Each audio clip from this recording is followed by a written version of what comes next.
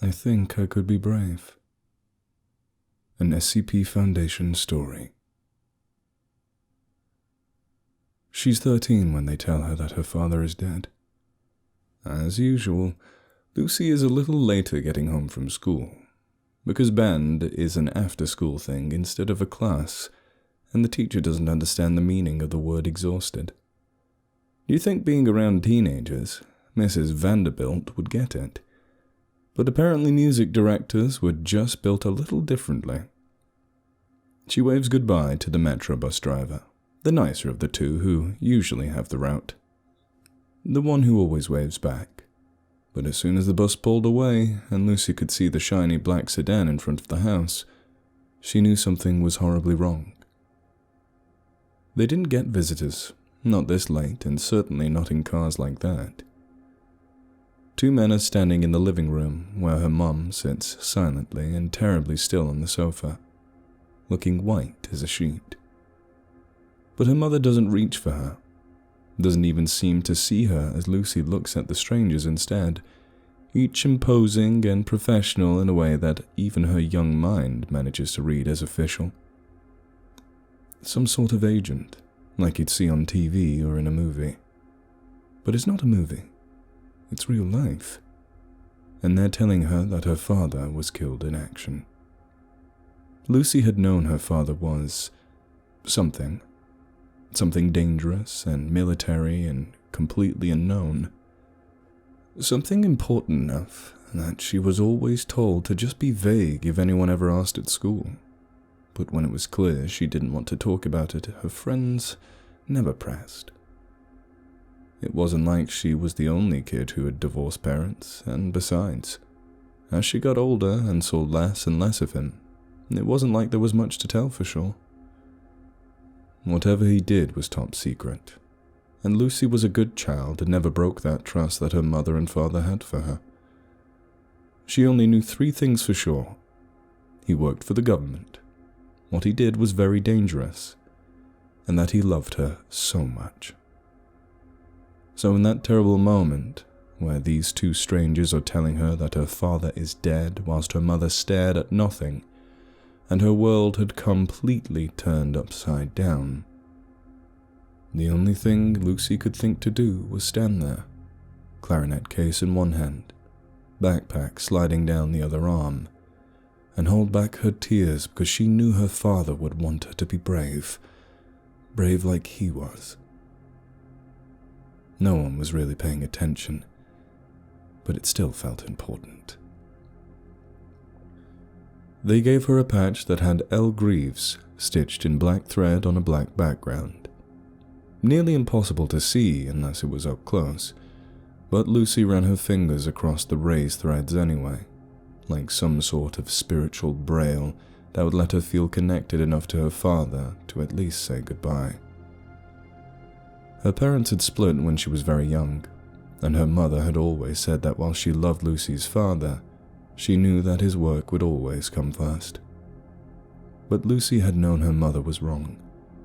For all the distance, all the time apart, somehow she'd understood fundamentally that they both came first in her father's heart. And that's why he did whatever it was he did in the shadows, which apparently meant dying in the long run.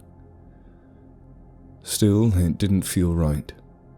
It didn't feel like her dad could die and she would find out from other people.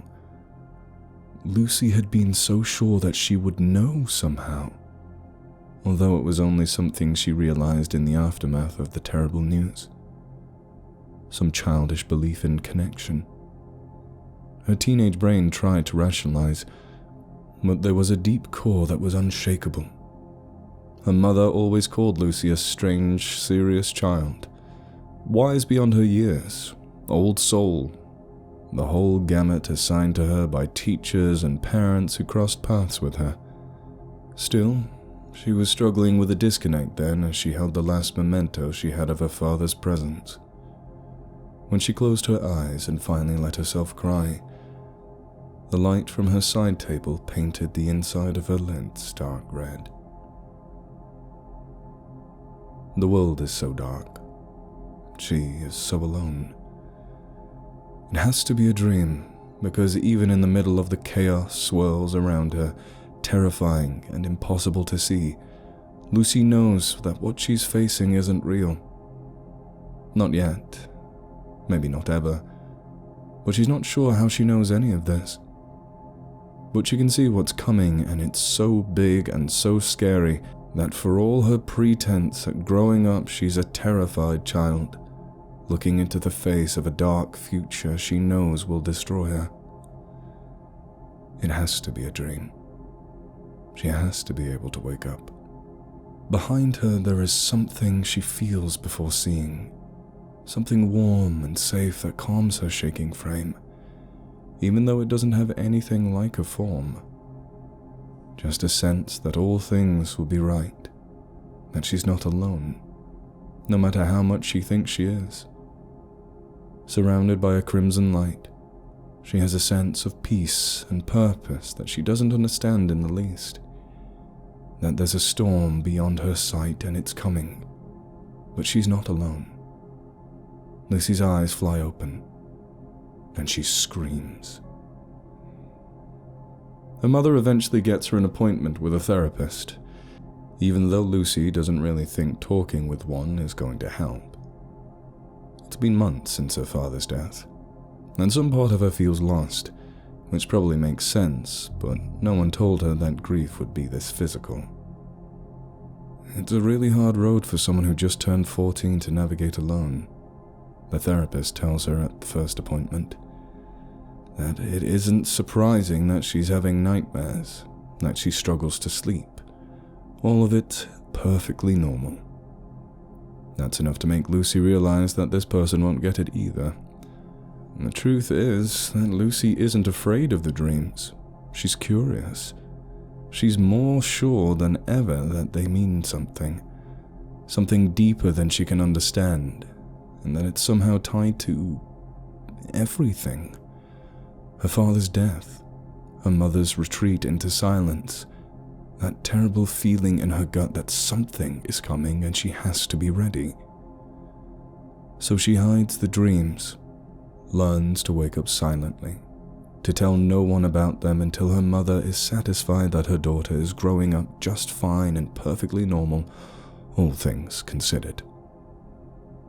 Lucy graduates in 4 years with honors, getting into a top college, then grad school, and all the things her mother had always hoped her to accomplish. But Lucy never stopped dreaming. It's in the esoteric that Lucy starts looking for answers. Her graduate studies in physics, remarkably unhelpful in decoding of the dreams. In the midst of her undergrad work, it had been psychedelics with a friend who swore that mushrooms unlocked the secrets of the universe. During her master's, it was a trip to Peru for an ayahuasca trip. The dreams of chaos and the red light shining around her continued all through her doctorate, and it seemed like nothing that Lucy tried to unlock the meaning behind them worked. As she got older, they were less and less frequent, so she gave up on the attempts to gather meaning from the dreams and focused on her studies. Still, she never stopped dreaming entirely.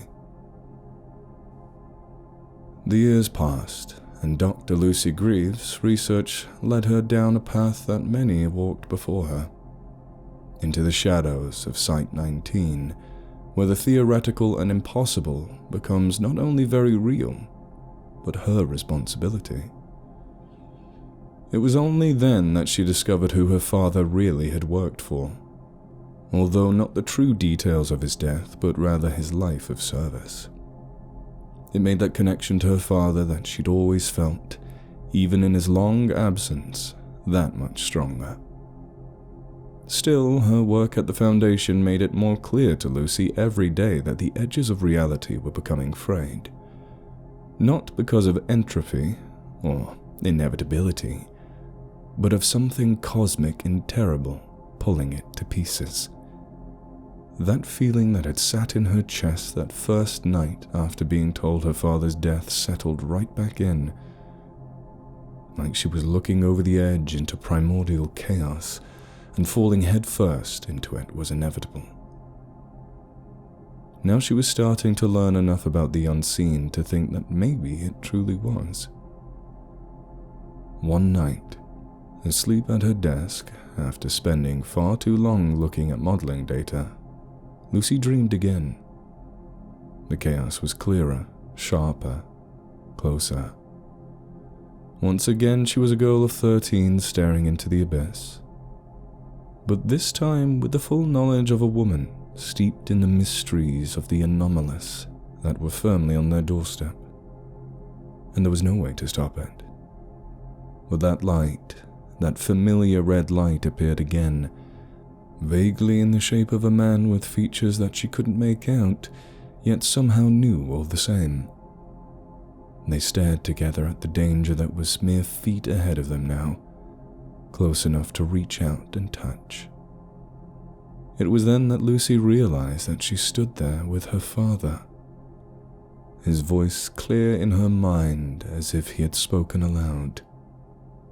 And finally she understood. "Be brave, kiddo. Be brave." With gasping gulps of air, Lucy woke up in her office with a single thought taking up every inch of space in her consciousness, leaving no room for anything except conviction. I am a child of the Scarlet King. And she had work to do.